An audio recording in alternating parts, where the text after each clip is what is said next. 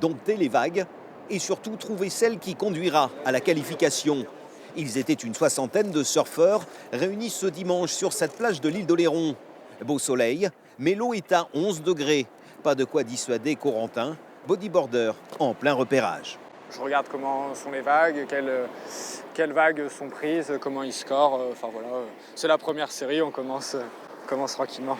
Le bodyboard, c'est cette petite planche sur laquelle le surfeur est allongé pour réaliser des figures. Lali, elle, est une adepte du shortboard, le surf classique.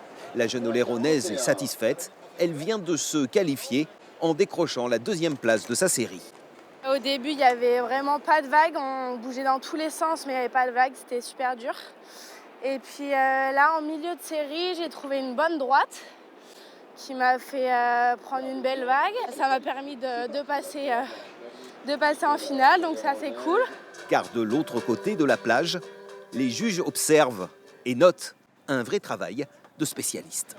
Nous, ce qu'on recherche vraiment, c'est quelqu'un qui va utiliser aussi bien la partie horizontale que la partie verticale de la vague. Donc finalement, des trajectoires les plus verticales possibles. Et ça, dans la section critique, avec du contrôle, de la vitesse. Voilà, c'est tous ces petits critères-là assemblés qui nous donneront une note excellente au final. Le sésame pour pouvoir accéder à l'échelon supérieur de la compétition. C'est pour cette raison que cette Winter Cup est particulièrement prisée par les surfeurs hexagonaux, mais pas seulement.